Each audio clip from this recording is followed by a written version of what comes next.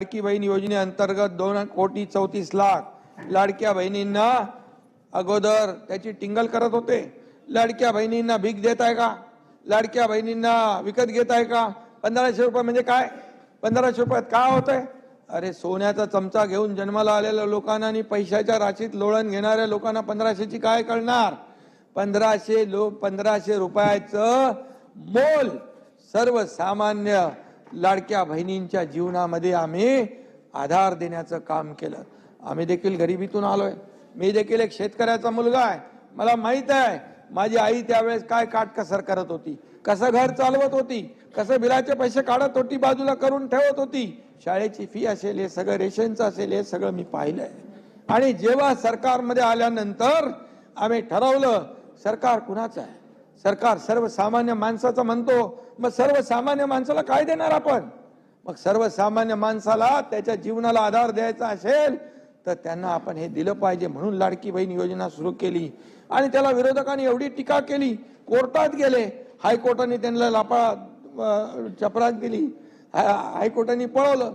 आता नागपूर इकडे कोर्टात कोणीतरी गेले, तेही देखील कोर्ट लाडक्या बहिणींच्या बाजूने उभं राहील आणि म्हणून पैसे मिळणार नाहीत असा आरोप करणारे लोक पहिला हप्ता गेल्यानंतर सभापती महोदया म्हणाले आता लवकर पैसे काढून घ्या, नाही तर सरकार काढून घेईल। सरकार हे देणार आहे, हे घेणारं सरकार नाही, हे थापा मारणारं सरकार नाही, हे देणारं सरकार आहे। दोन्ही हाताने आम्ही दिले, पैसे दिले 5 इन्स्टॉलमेंट, परब साहेब 5 हप्ते आम्ही त्याच्यात भरले।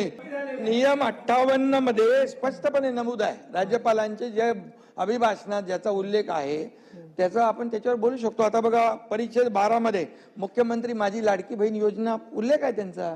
आता लाडक्या बहिणीबद्दल बोलू नको का? मी परत एकदा सांगतो, हा एकनाथ शिंदे मला काय मिळालं यापेक्षा महाराष्ट्रातल्या जनतेला काय मिळालं हे बघणार आहे। कुठल्याही पदापेक्षा या महाराष्ट्रातल्या करोडो लाडक्या बहिणींचा लाडका भाऊ मी झालो, हे पद माझ्यात सगळ्यात मोठं आहे। हे पद सगळ्यात मोठं आहे माझ्यासाठी आणि त्यामुळे आता उत्तरदायित्व आमचं वाढलंय, जबाबदारी वाढलेली आहे। आणि म्हणून आम्ही लाडक्या बहिणींना निवडणुकीमध्ये नोव्हेंबरमध्ये आचारसंहिता लागेल, ऑक्टोबरमध्ये लागली ना, ऑक्टोबरमध्ये आचारसंहिता लागेल आणि पुन्हा विरोधी पक्ष, तुम्ही लोक बोलत नाही, तुमचं कोणावर वैयक्तिक घेऊ नका व्यक्तिशः, निवडणुकीच्या आचारसंहितेमध्ये ही योजना बंद करा म्हणून निवडणूक आयोगाकडे तक्रार करतील आणि त्याचा असा बबरा करतील की ही योजना बंद झाली।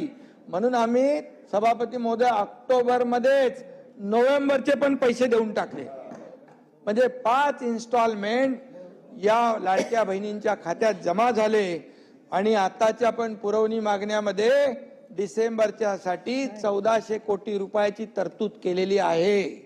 त्यामुळे ही योजना बंद होणार नाही। माझ्या एकाही पात्र लाडक्या बहिणीच्या खात्यात जाणारे पैसे बंद होणार नाहीत, हा त्यांच्या लाडक्या भावाचा शब्द आहे। लाडकी बहीण या ठिकाणी लाडक्या बहिणींनी देखील सावत्र भावानं बरोबर ओळखलं आणि देणारे कोण, थापा मारणारे कोण हे ओळखलं आणि या निवडणुकीमध्ये वन साइड त्यांनी महायुतीच्या पदरामध्ये मतांचा वर्षाव केला। आणि म्हणून तुम्ही शशिकांतजी तुम्ही लाडक्या बहिणींच्या बाबतीत बोलले, लाडक्या बहिणींनी घाबरून मतं घेतली त्यांची।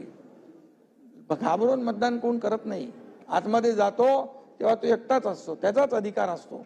आम्ही लाडक्या बहिणींना प्रेमाने जिंकलेला आहे आणि प्रेमाने त्यांनी मतदान केलेलं आहे, ही वस्तुस्थिती आहे। मुख्यमंत्री अन्नपूर्णा योजना आम्ही देखील सुरू केली, त्याचाही उल्लेख आहे। 89 लाख कुटुंबांना वर्षातून 3 सिलेंडर मिळणार मोफत। कधी मिळाले होते? कोणी दिले होते? कधी कुठली योजना होती?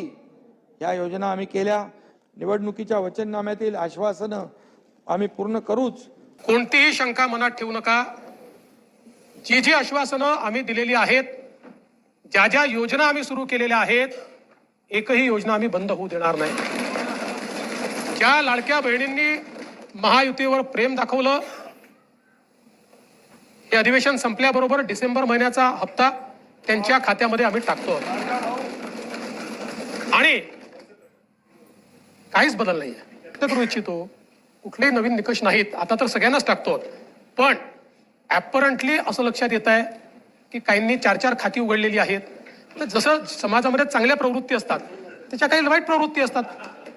एखादी योजना जर चुकीच्या पद्धतीने कोणी वापरत असेल तर जनतेचा पैसा आहे, तुमची आमची सगळ्यांची जबाबदारी आहे की तो योग्य प्रकारे गेला पाहिजे. आता मागच्या काळात आम्हाला लक्षात आलं माणसानेच 9 खाती काढली. आता त्याला लाडकी बहीण म्हणायचं कसं? बरं लाडका भाऊ म्हणू शकत नाही, कारण बहिणींच्या पैशावर डल्ला मारतो तो लाडका भाऊ कसा? त्यामुळे असे जे आहेत